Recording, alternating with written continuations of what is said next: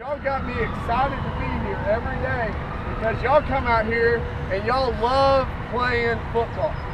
And guys, it's fun to watch. Like, y'all are smiling now. Like, you got me so excited about what y'all can be. Y'all keep coming out with that energy, that pace, that tempo. Guys, the sky is the limit for y'all. And I know y'all seniors want to do great things. It's easy to do it day 2. Day 3 gets harder. Day 4 gets harder. Bring that excitement every day. Guys, y'all got me fired up to be here. I'm proud of you. Great job today.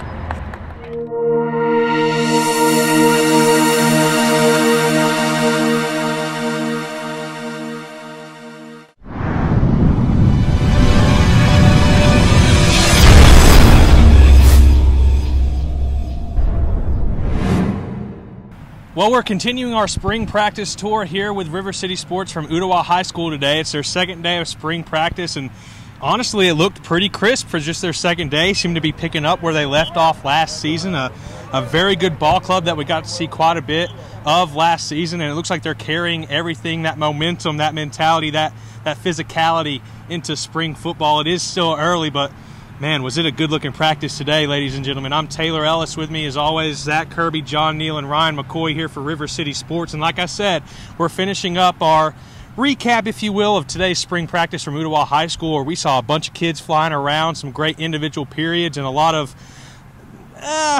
how's a good way to put it?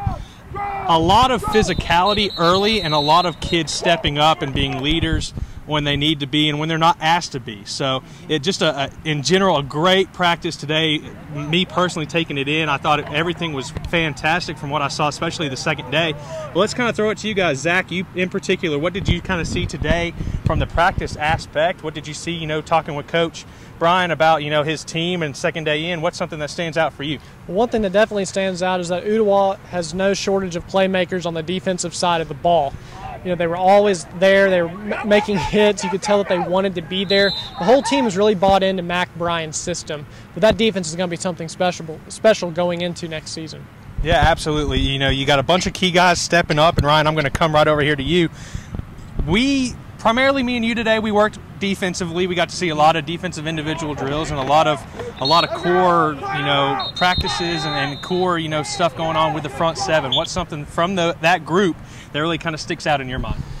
Well, guys, it's really just the lack of any weakness, not just in their front seven, but in the defense as a whole. You've got a truly elite player at every level of the defense. You've got Nick Putman on the defensive line. You've got Jeremiah Jackson, and you've got Taylor Stutz in a stout linebacking core. And then you've got Rashawn Freeman highlighting a just star-studded defensive backfield with AJ Diggs and Adrian Hall. And it's really just, I don't know how teams are going to score on this team, quite honestly. And, today we didn't get to see that much of Rashawn Freeman at defensive back. He's still in track, and he was out here today, in just T-shirt and shorts. Doesn't want to get hurt. But him in particular, what's something that you liked with his play today that you saw through practice today, Ryan? Well, really with him, it's going to be interesting to see how Ooltewah uses him, both on the defensive and offensive side of the ball. I mean, he was one of the team's leading receivers last year, and it's going to be interesting to see if he ever comes off the field, honestly. And, John, I'm going to kick over here to you. You were kind of bouncing around to different groups today, flying all over the practice field. You and Coach Akins here, you kind of have a little bit of a rapport building. He's one of those guys that he's always fun to talk to. What's something that you can see, Coach Akins and the quarterback and the offense, still early in spring, but what's something that you can see as far as moving forward with that group? Development. Okay. It's all about development here in the spring. For Coach Atkins, he doesn't buy into spring practice. He wants to see what happens in summer, off-season workouts, into fall camp, who comes alive in fall camp. But considering they lost 89% of their offense, you lose Kelvin Leon, a senior quarterback. That's 3 consecutive years that they have had here at Ooltewah, a passer for 2,000 yards or more. Kelvin Leon eclipsing 3,000 yards last year. Edward Montgomery and Anthony Turner depart at wide receiver. But with that being said, they now turn likely to London Elrod, a senior, a rising senior. We didn't see him today. He came out and watched practice because he's still in baseball. But a young guy, a junior, a rising junior, under him is Colin Thurman. That's who took all the snaps today. It's great for his development to get the speed, to give the game-like reps playing against that star-studded defense in Jeremiah Jackson and what his crew or the red team brings. But one thing that we saw, and we're speaking to some of the assistant coaches, particularly wide receiver coach, Coach Payne, he is excited about the wide receiver group. Yes, you lose Anthony Turner and Edward Montgomery, and you know what they bring, but Peyton Oliver and Kobe Jones, not just producing, but leadership. You know, getting some of these younger guys, particularly JoJo, that's what call him. He's a sophomore, came out yesterday. They think he's going to be phenomenal for them. However, yesterday, his first pass, they threw to him and hit him in the face mask. It's a little bit faster playing varsity ball, but that's Kobe Jones takes him to the side, tells him, what route were you running? Right. You know, Peyton Oliver being the vocal leader. That's something that Coach Payne said. He said, we have the best group of receivers that no one has known, and I want to reiterate that. They are the best receiving core that nobody has ever heard of, and I think that's going to take them far. Peyton Oliver, Kobe Jones, and Blake Smith, 3 big seniors. Actually, I think Blake Smith's a junior, but I think that they're going to be very, very good in the early part because they're going to continue their leadership in the offseason because they want to be successful. They want to keep, you know, what Mike brought, Mike Williams 2 years ago, when Anthony Turner and Edward Montgomery brought last year. They want to keep that title. Or, you know, we spoke earlier today about wide receiver U, big Twitter battle, but wide receiver high school. You know, that's a couple of seasons that they've had here, but from a developmental standpoint, it's a young offense. Again, 89% losing, and that was what I was real interested in today, of seeing what will they bring to the table. And surprisingly, they're still crisp, they're still excited, and they still look like they can be Ooltewah of last year come fall. Yeah, and kind of piggybacking from what you said, you know, Kobe Jordan and some of the guys around the team, when Coach Bryan or Coach Akins or whoever's talking to somebody on the sidelines, these guys who are expected to be leaders, juniors, seniors, are bringing the younger guys aside. Hey, what route were you running? Hey, when you see this coverage, what are you supposed to do? And for me, that was something that stuck out tremendously for practice. We've got 2 running backs over here who are second, third teamers, still going through the playbook, still trying to get their reads when, hey, this is called, what are we supposed to do? And for me, it's, you know, it's the second day of spring practice. We keep reiterating it, but it is so crisp and it's so refined for a high school program. And we've seen a couple of them, but for me personally, in our spring practice tour, this has been the team that has looked the most complete so far, the team that has looked maybe the most prepared, not knocking anybody that we've seen, but really another level of intensity today, another level of professionalism, another level of crispness, if you will, from the Ooltewah Owls today. Just phenomenal effort. I can't say enough with the coaching staff and the guys out here. They're always welcoming, great to have us.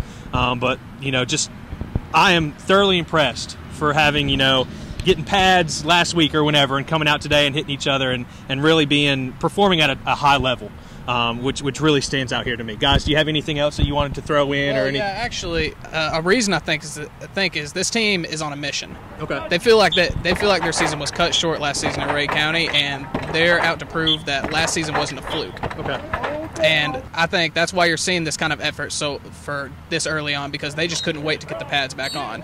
They're ready for next fall right now, and they're wanting to get started. And I can reiterate that, so about to swing it back over to Zach. But one thing that I heard last year from around the media around the state was that 5 AAA district was soft. And then they went up and played the 6 AAA district, that second round game. There's some controversy of who should have had the home field, some other speculation. Well, now what? They are in the same region. We switched region. TWSA reordered that. Now it's the 5A, the Region 3 5A region. Ray County is now a meaningful game in the season, which is something these teams are circling. However, what was Coach Bryan talking about his expectations at? Well, you know, the expectations should be just great and have, you know, potential for success. I think it's going to be on the shoulders of Rashawn Freeman. I think he is such a playmaker and opens the field so well for them that you have to guard him. You have to watch him, and if you're a defense or even an offense, you know, you have to eye where he is at the field all the time. I did a story on him a while back about him going to the Nike opening camp, one of the few Chattanooga area athletes to actually be invited to that camp, and he did pretty well, you know, and he has a lot of Division I colleges that are interested in him right now, along with a couple offers as well. So, you know, it's going to be very interesting to see how he does going forward, and I really think the team is as successful as he can take it. But also you got the help of a great defense to go with that too, and that really helps open things up for Mac Bryan and his team. Absolutely, guys. That's pretty much going to do it for our coverage here from Ooltewah High School. Once again, thank you to everybody who had us out. Great hospitality. Always a pleasure to come out here and see these guys. But like I said, we've still got plenty more coming your way for our spring practice tour. We've knocked out now 5 or so schools, so got plenty more coming your way. We're going to be at Cleveland tomorrow. We got a lot more coming your way here in the near week, so be sure to check out the site, follow us on Twitter, like us on Facebook, all that good stuff, because we got tons of stuff coming out your way. We love to hear your feedback, so let us know how we're doing. If we screw up on something, let us know, because guys, we take your opinions very seriously. We're working very hard to offer you a higher level of coverage than what you may be used to in the Chattanooga area. But thank you guys so much for tuning in, for joining us, for all your comments and your support. For Zach Kirby, John Neal, Ryan McCoy, I'm Taylor Ellis. Thanking you guys once again for joining us, and we'll see you guys come around next time.